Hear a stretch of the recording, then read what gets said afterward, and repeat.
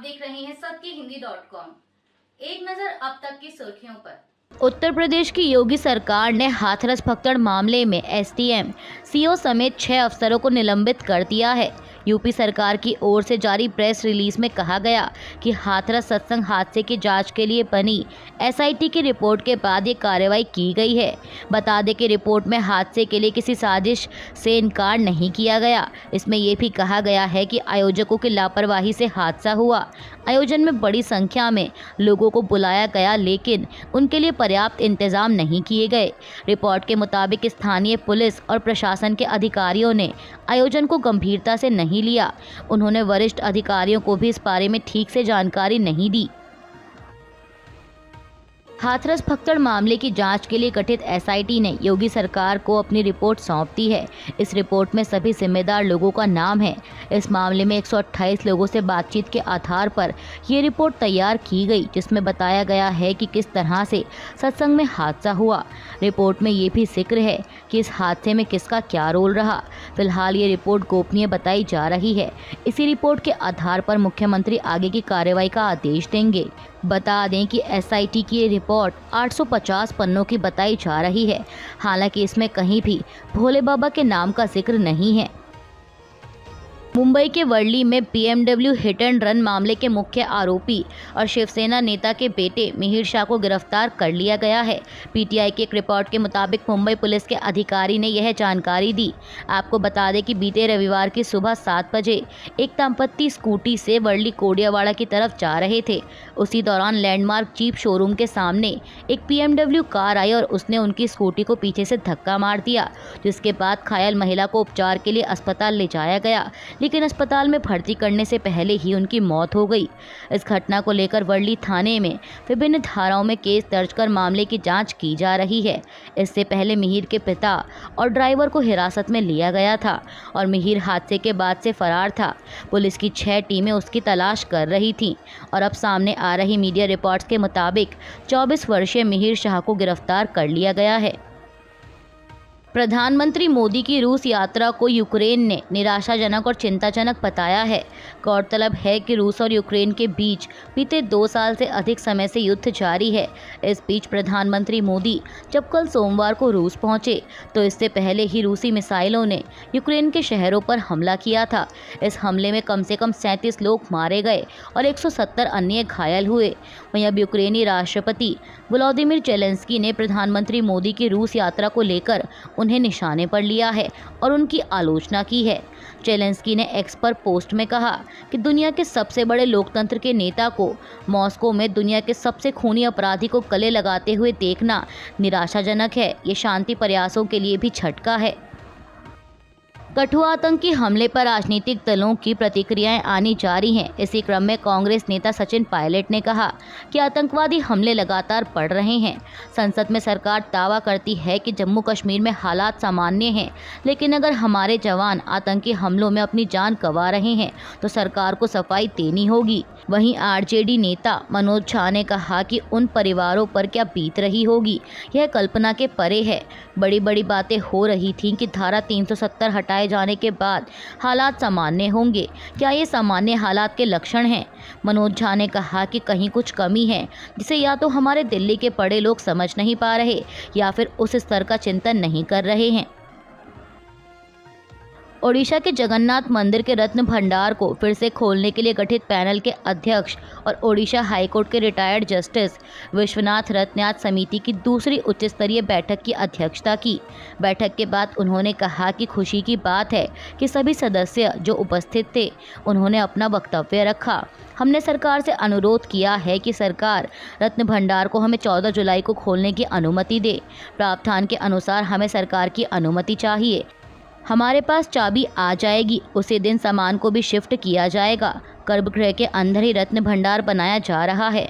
मरम्मत का काम भी शुरू होगा, जिसके लिए एएसआई की टीम भी तैयार रहेगी। दिल्ली पुलिस की क्राइम ब्रांच ने एक इंटरनेशनल ऑर्गन ट्रांसप्लांट रैकेट के संबंध में एक डॉक्टर समेत 7 लोगों को गिरफ्तार किया है। DCP crime branch Amit Goyal ने आज मंगलवार को बताया कि अंतर्राष्ट्रीय अंग प्रत्यारोपण रैकेट का मास्टरमाइंड एक बांग्लादेशी था। डोनर और रिसीवर दोनों ही बांग्लादेश से थे। हमने रसेल नाम के एक व्यक्ति को गिरफ्तार किया है। डीसीपी गोयल का कहना है कि रसेल मरीजों और डोनर का इंतजाम करते थे और प्रत्यारोपण में शामिल लेडी डॉक्टर को भी गिरफ्तार किया गया है। आगे की जांच जारी है। आपको बता दें कि पुलिस का आरोप है कि इस रैकेट का संबंध बांग्लादेश से है और ये हर ट्रांसप्लांट के लिए 25 से 30 लाख रुपए वसूलते थे। दिल्ली पुलिस का कहना है कि यह रैकेट 2019 से ही चल रहा था। हाथरस में भोले बाबा के सत्संग में मची भगदड़ का मामला सुप्रीम कोर्ट पहुंच गया है। सुप्रीम कोर्ट इस मामले पर 12 जुलाई को सुनवाई करेगा।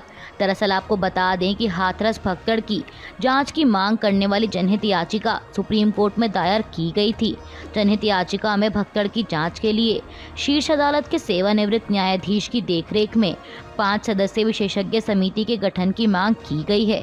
तब जनहित याचिका के याचिकाकर्ता और अधिवक्ता विशाल तिवारी ने तत्काल सुनवाई के लिए अपनी याचिका का उल्लेख किया, तो इस पर सीजेआई डीवाई चंद्रचूड़ ने कहा कि मैंने कल ही याचिका को सूचीबद्ध करने का आदेश दिया है।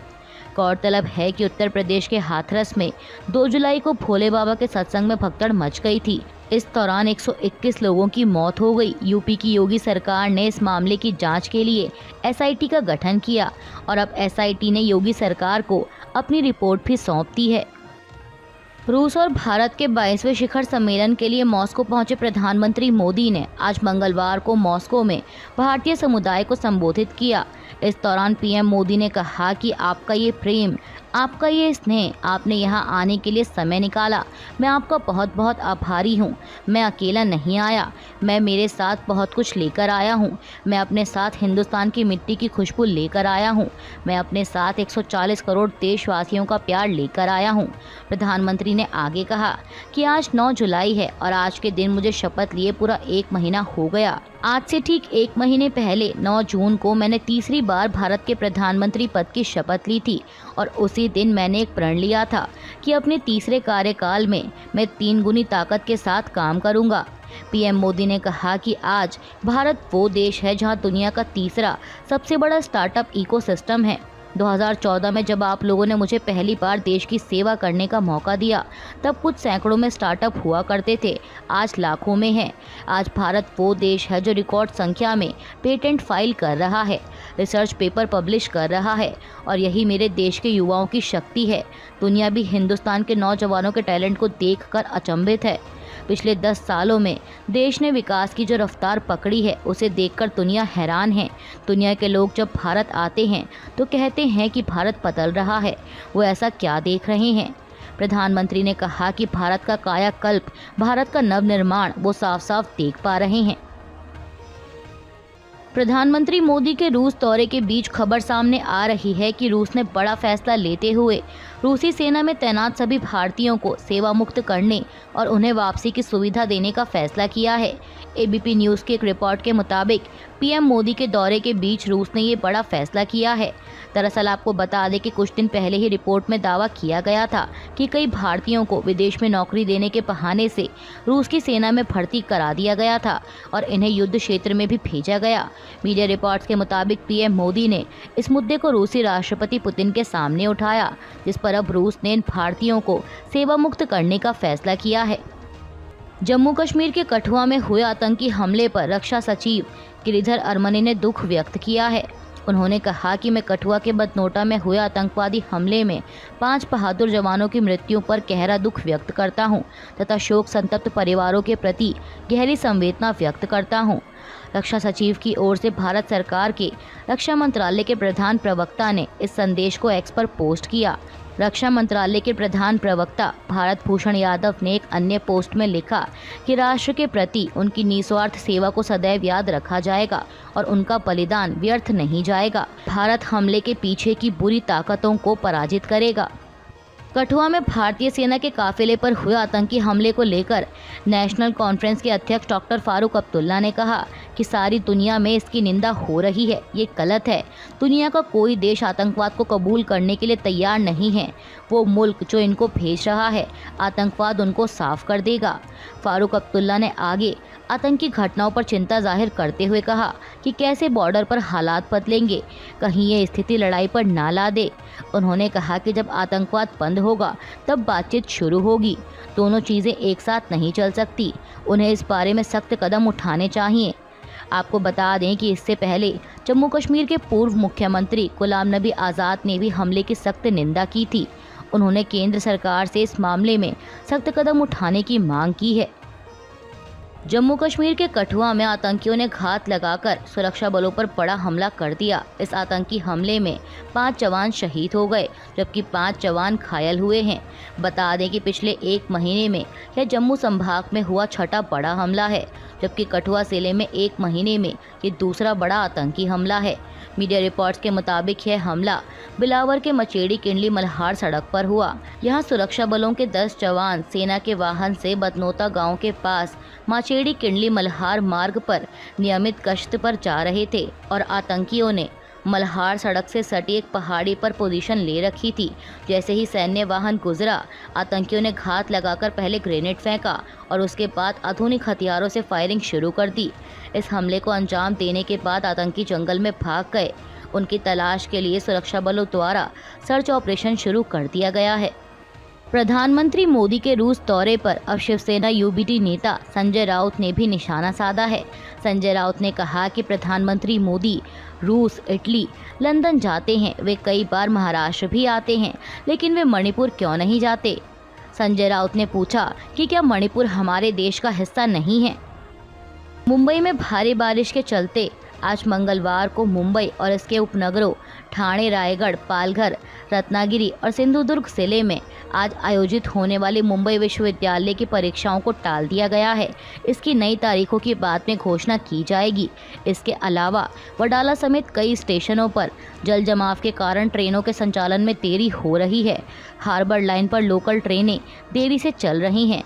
इस बीच मौसम विभाग ने भारी बारिश के बाद फिर से हाई टाइड की चेतावनी जारी की है।